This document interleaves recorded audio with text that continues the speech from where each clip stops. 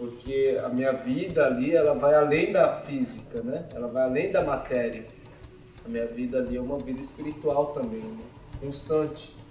O Pico do Jaraguá é o ponto no mundo que mais o raio é divergente, né? Ele sobe para o céu de vez cair, né?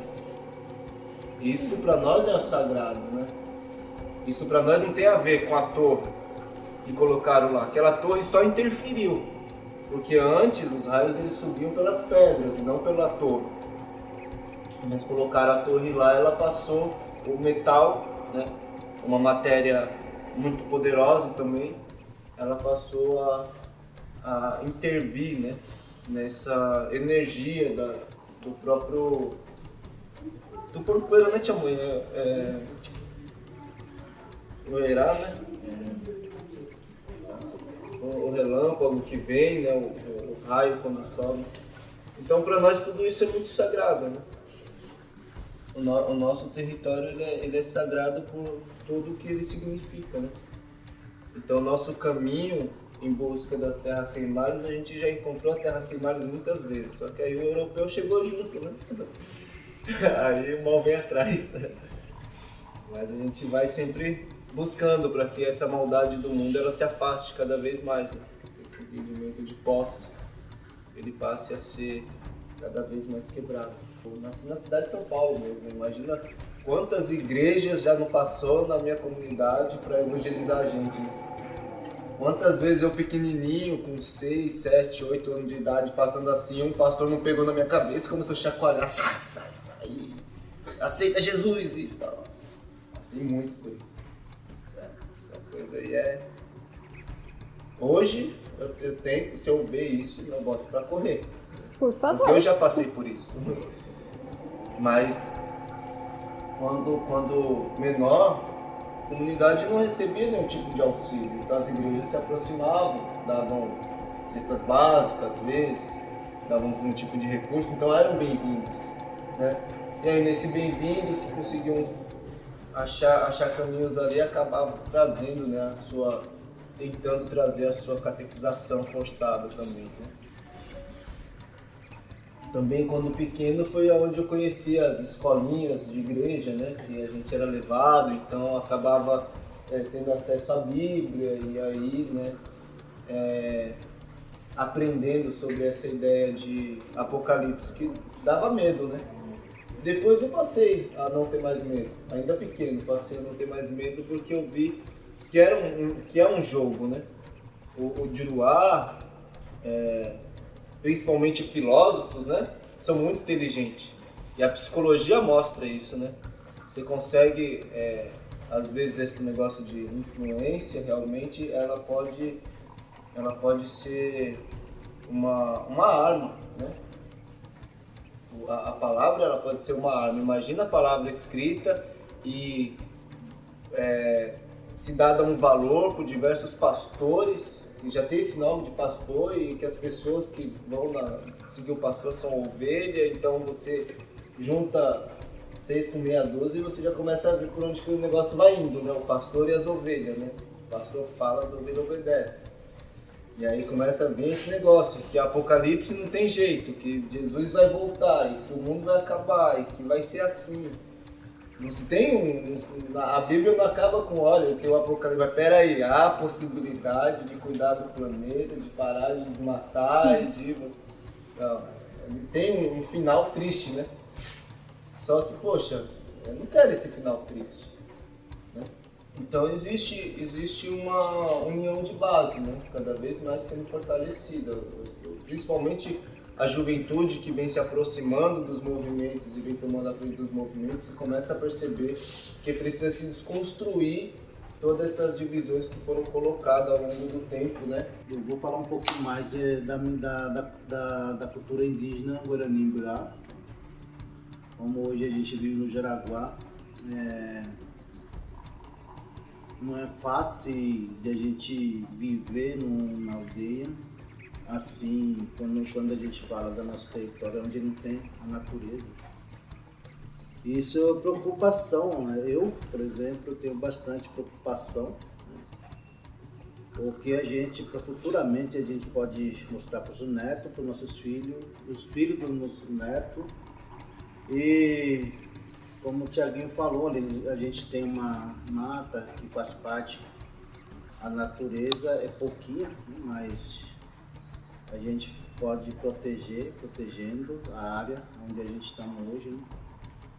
E como a gente fala, né, porque a nossa território é muito sagrado, por isso que a gente está até hoje no Jaraguá.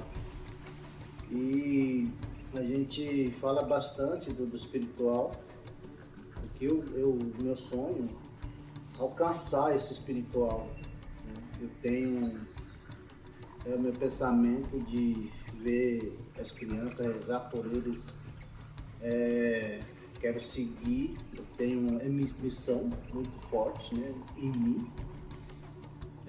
Sempre falo, eu não estou preparado ainda, mas daqui mais para frente, um dia eu vou ser o espiritual bem forte. Isso, meu sonho, e vou seguir, com certeza, em fé, vou chegar nessa parte, né? E não é difícil também você dizer assim para ele, hoje você vai ser o padrinho, você tira a mãe.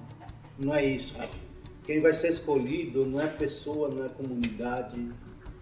Quem vai ser escolhido do lado de cima, nosso Deus, né? Ele que vai escolher a pessoa, qual que vai ser seguido aquilo que ele quer, não é com aquilo. Ele tem o Copaguaí, né? Ele sempre usa. Esse aqui é muito sagrado para mim, para nós todos, povo guarani. Para vocês verem, parece que só madeira, né? Um pauzinho aqui, mas esse aqui faz parte da proteção nossa do espiritual. Esse cachinho é pequenininho, mas é muito forte. Para vocês verem essa madeira, para vocês verem só isso, parece que nada a ver. Mas a hora que você ficar precisando de Deus ou do Tupã, como a gente fala, pode ver que ele dá raio, relâmpago, com certeza ele vai conseguir. Isso, por isso que a gente, quando a gente tem alguma coisa na nossa mão, a gente leva a sério. A gente não joga nosso copo de barro, como a gente tem quando você tem a arma, isso aqui é nossa arma. Esse aqui é nossa arma hoje. Mais antigo, nosso antepassado era bem diferente. Usava arco e flecha, né? Para jogar, para machucar. Só que hoje ele sabe melhor que eu porque a gente pode encostar hoje nossa arma. Nossa arma era poder também, uma arma de fogo. Só que hoje a gente não pensa mais isso. Quando a gente quer para ato ou para movimento, a gente não leva mais flecha. Algum boduno, essas coisas a gente já esquece. A única coisa que a gente leva é a nossa arma, cachimbo da paz, petunguá, chocalho, bracamiri e popurguá. Isso aqui, ele carrega, sempre eu vejo desde que eu conheci, sempre carregava. Só que ele nunca falou assim, vem aqui que eu vou bater com esse aqui. Ele nunca faz isso. Leva, encosta aqui guardadinho. Por quê? Porque nesse está espírito dele. Espírito muito forte. O nosso povo não é daquele que faz coisa assim, ó, vou machucar isso, eu vou querer matar isso. Gente, para nós, povo guarani, indígena, não existe isso. Porque quando a gente fala do nosso povo, é porque no Jaraguá, eu não vivi, eu não nasci ali, mas eu conheci desde o começo da luta dos meninos até hoje, eu acompanho bastante a luta deles. E desde o começo, quando o Jaraguá, já explicou o que aconteceu lá na aldeia, e é verdadeiro realmente, e nesse meio, quando o espiritual Zé Fernandes já tinha falado que sempre tem que ter força espiritual, porque tem que resistir. Resistência é nosso espírito, tem que acreditar muito. Por isso que hoje a gente no Jaraguá,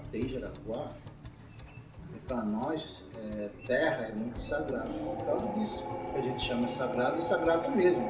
Ninguém vai lá para agora, não vai mais para mexer com a gente. Sabe que a gente tá bem quietinho no nosso canto. Porque não é fácil você falar assim, indígena, índio. Índio também, para nós, é preconceito. Para nós, por isso que a gente chama assim de povo guarani ou povo indígena. Eu queria saber se alguém conhece o bandeirante chamado Afonso Sardinha. Não conhece, não? Tem o nome de rua na Lapa, não tem? Acho que é o nome dele. Normalmente, né, é muito tradicional São Paulo ver os bandeirantes, né, e glorificar os bandeirantes como desbravadores, pessoas boas, né?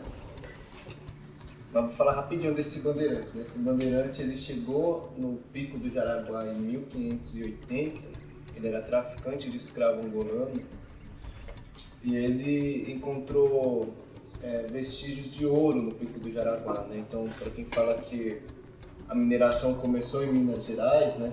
Minas Gerais teve uma potência da mineração de ouro, mas a mineração de ouro começou no Pico do Jaraguá por esse bandeirante que explorou, né, a terra indígena Jaraguá e guerreou, né, de forma covarde durante muitos anos ali no Pico do Jaraguá contra os nossos ancestrais que viviam ali, né?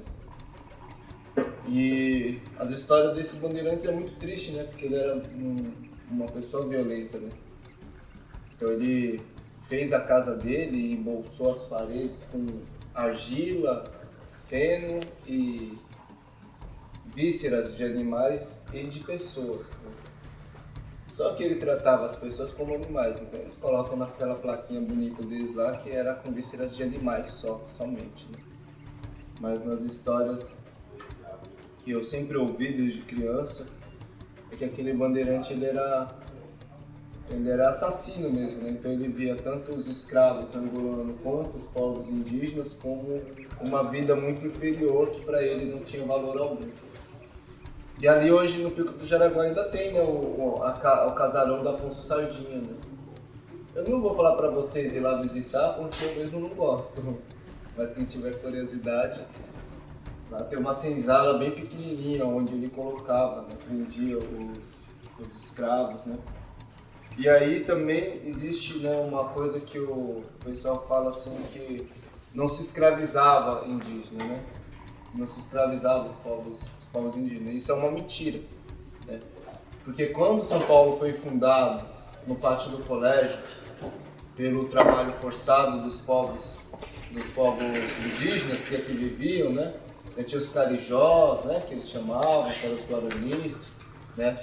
Tinha os tamoios, tinha os tupiniquim, enfim, tinha uma diversidade de povos que os jesuítas se aproximavam e convenciam a erguer uma cidade para eles. Não era um convencimento assim, vem cá, trabalha para nós e tá tudo bem, e a galera chegava e vou trabalhar para os jesuítas. Não era assim, né? Existia uma coisa que chamavam guerras justas, né?